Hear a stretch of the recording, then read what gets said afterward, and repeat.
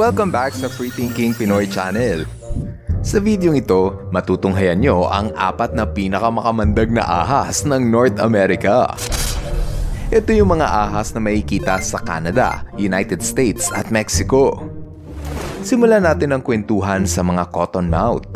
Tinawag itong cottonmouth dahil kasing puti raw ng bulak ang bunganga nito sa tuwing nakanganga. Binubuksan nila ang kanilang bunganga bilang panakot sa mga kalaban at bilang babala na huwag silang hahawakan kundi sila ay handa ng mangagat. Ito lamang ang uri ng viper na semi-aquatic. Ibig sabihin, sanay itong mamuhay sa parehong lupa at tubig. Kaya naman tinatawag rin itong water mamba, swamp lion at water moccasin dahil madalas itong lumalangoy sa ilog at lawa. Matatagpuan lamang ito sa timog silangang bahagi ng United States. Yung parte na kulay brown, dyan lang sa bahagi na yan makikita ang cottonmouth. Ang kaliskis nito ay madalas na kulay itim at kung minsan medyo kulay brown.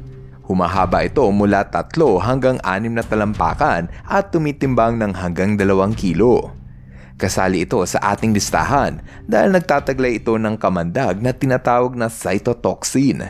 Isa itong uri ng venom na kayang sirain ng tissue at muscle kung saan ka nito kinagat. Kapag hindi naagapan, maaaring mabulok ang parte na kinagat ng ahas at mapilitan ng mga doktor na putulin ito para hindi na kumalat pa ang pinsala. Nitong nakaraang taon lang, may naiulat na 200 katao ang aksidenteng natuklaw ng cottonmouth. 2 sa mga biktima ang binawian ng buhay. Noong July 2016, isinugod sa ospital ang biktima na si Adam Kirk matapos siyang tuklawin ng cottonmouth sa kanyang daliri. Ayon kay Adam, naglilinis lang daw siya ng damuhan nang hindi niya namalayang may ahas pala sa lugar na yun. It was intense. I don't know, it's indescribable. It's much worse than a broken bone or anything like that. Noong 2015 naman, isinugod ang 18 anyos na si Austin Hatfield matapos siyang matuklaw ng cottonmouth sa muka.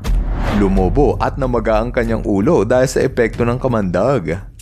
Ayon kay Austin, pilit daw niyang hinuhuli ang ahas na pumasok sa kanyang kwarto nang bigla siya nitong kagatin habang hawak ang ahas.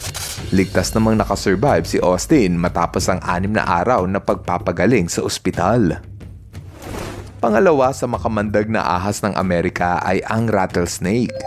Bagay sa kanila ang pangalang rattlesnake. Yan ay dahil sa kaya nilang paalugin ng kanilang buntot at lumikha ng ingay bilang babala na huwag mo silang lalapitan at baka matuklaw ka nila. Mayroong 36 species ng rattlesnake sa buong Amerika. Ang pinakamalaki ay ang Eastern Diamondback na kayang humaba ng 8 talampakan at bumigat ng 4 na kilo. Ang pinakamaliit naman ay ang pygmy rattlesnake na humahaba lang ng 2 talampakan. Iba't iba naman ang kulay ng rattlesnake depende sa species.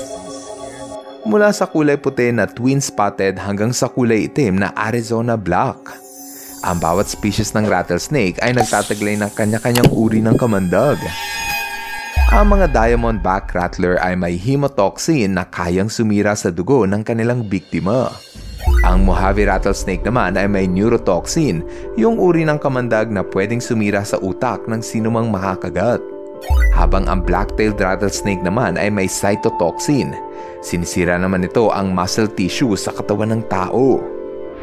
Sa lahat ng mga rattlesnake, ang Mojave rattlesnake ang nagtataglay ng pinakamalakas na kamandag. Pwede kang matigok sa loob lang ng 6 na oras. Kada taon, may 5,000 katao ang naibabalitang natuklaw raw ng rattlesnake. Ayon sa datos ng World Health Organization, may 5,000 katao ang naiulat na tinuklaw ng rattlesnake kada taon. Buti na lang at ang bansang Amerika ay palaging may stock ng anti-venom para iturok sa biktima pangontra sa kamandag ng ahas. Gayunpaman, meron pa ring 3 o 4 na tao ang naibabalitang pumanaw dahil sa rattlesnake. Dahil dyan, mahalaga na maging maalam ka sa tunog ng rattlesnake para maiwasan mo ang ahas. Ang ingay ng kanilang buntot ay nagsisilbing babala na dapat ay lumayo ka sa kanila. Pero paano nga ba tumutunog ang kanilang buntot? Kung susuriin natin ang loob ng buntot ng rattlesnake, makikita na gawa ito sa matigas na kaliskis na tinatawag na keratin. Parang yung kuko ng tao, gawa din yun sa keratin. Kaya naman kung hihimasin mo ang buntot ng rattlesnake, mararamdaman mo na kasing tigas at kasing nipis rin ito ng kuko ng tao. Makikita mo na binubuo ito ng magkakaduksong na segment ng kaliskis. Sa tuwing nagkikiskisan ng kanilang kaliskis, gumagawa ito ng ingay para ding sa kuko ng tao. Diba? Tumutunog ang kuko ng tao sa tuwing nagkikiskisan. Ganyan na ganyan din ang buntot ng rattlesnake, parang kuko ng tao.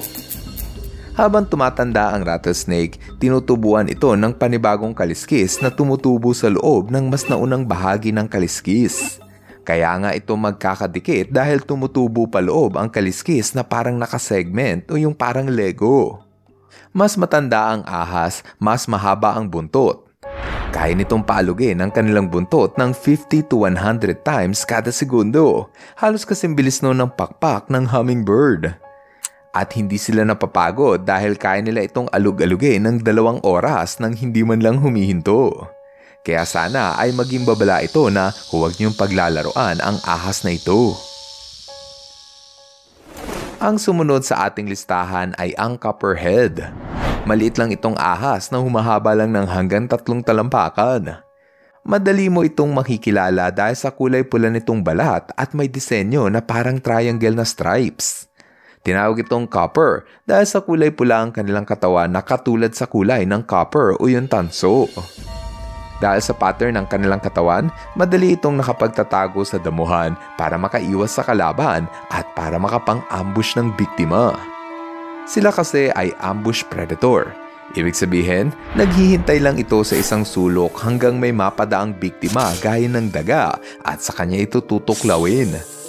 Dahil sa liit ng ahas na ito, madalas na kinakain ito ay ang mga insekto. Gaya na lang ng kuliglig, caterpillar, gagamba, millipede at tipaklong. Kasali ang copperhead sa listahan ng makamandag na ahas ng North America dahil matatagpuan lamang ito sa timog hanggang sa silangang parte ng United States. Kapag natuklaw ka ng copperhead, pwedeng sirain ito ang daloy ng iyong dugo sa paraan ng pamumuo o blood clot dahil sa taglay nitong hemotoxin. Noong September 2019 sa Lexington, Kentucky, natuklaw ng copperhead snake si Chris Wooten sa paa kaya siya isinugod sa ospital. So as I walked back across my yard, I felt this pop. Felt like I had shot myself in the toe of like bee stings, just a steady wasp sting, and it just kept getting worse and worse. It was wild. It was the craziest fluke thing that I've experienced. Dahil sa kanyang sitwasyon, nanatili si Chris Wooten sa ICU sa loob ng 2 araw. Nito namang November 2021, isinugod sa ospital ang batang si Xander matapos siyang matuklaw ng ahas sa braso. I felt like a bunch of baby crocodiles were biting me. Buti na lang at naturukan ng anti-venom si Xander kaya hindi na kumalat pa ang kamandag sa katawan ng bata. Maging babala sana ito na mag-ingat ka sa small but terrible na ahas na ito. Ang ika-4 at panghuli sa ating listahan ay ang Eastern Coral Snake. Ito na marahil ang pinakamakulay na makamandag na ahas sa buong Amerika at isa sa paborito kong species ng ahas. Tinawag itong coral snake dahil sa matingkad nitong kulay na nahahawig sa kulay ng coral reef sa ilalim ng dagat. May kulay ito na dilaw, pula at itim, mga kombinasyon ng kulay na hindi mo dapat baliwalain. Ang kulay kasi na ito ay nagsisilbing babala na huwag mo silang hahawakan. Yan ay dahil sa ang tuklaw nito ay nagtataglay ng neurotoxin, isang uri ng kamandag na sumisira sa utak ng kanilang biktima. Ayon sa pag-aaral ng mga siyentipiko, ang kamandag ng coral snake ay kasing lakas ng kamandag ng cobra, habang 2 beses namang mas malakas pa sa kamandag ng rattlesnake. Dahil dyan, ang coral snake ang kinikilala bilang pinakamakamandag na ahas ng North America. Kapag natuklaw ka ng coral snake, pwede kang makaranas ng pangingisay sa buong katawan, hirap sa paghinga at pananakit ng ulo. Buti na lang at ang coral snake ay hindi agresibo at sobrang bihira lang itong mangagat kahit hawak-hawakan mo pa sila. Gayunpaman, huwag mo pa rin itong dadamputin kung wala ka naman tamang pagsasanay sa panghuhuli at paghawak ng ahas. Hindi naman agresibo ang mga ahas na ito, kaya wala pang naiulat na taong namatay sa tuklaw nito simula pa noong taong 2006. Noong 2018, kamuntikan ng bawian ng buhay ang aso sa Florida matapos itong matuklaw sa paa ng coral snake. Buti na lang at agad na naidala sa veterinaryo ang aso para maturukan ng anti-venom. Kahit maliit lang ang coral snake, hindi naman ito mag-aalinlangang kumain ng ibang ahas. Sila kasi ay ophiophagy. Ibig sabihin, malaking parte ng kanilang diet ay ang pagkain ng kapwa ahas. Wow, ang astig naman pala ng coral snake. Kung nag-enjoy ka sa ating kwentuhan, dapat yung pindutin ang subscribe button para mas lalo pang lumakas ang ating channel. Ngayon, andito na tayo sa ating shoutout portion. Hello kay Ayon, Kiana at Elena, Clyde Tyrone Mendova, Jamela May Alcantara. Advance happy birthday kina Chris Johans at Neil Anthony Tolentino. Advance happy birthday rin kay Glendos Pamintuan at sa pamilya ni Paul Ronda. Maraming salamat sa inyong panonood. Now, see you guys in our next video. Bye-bye! Hello mga ka-FTP! Ako si Nomer at nagpapasalamat sa inyong panonood. Kung nagustuhan nyo ang video ito, subscribe na sa FTP channel. Don't forget to hit the subscribe button para updated ka sa mga bagong videos. Paalam!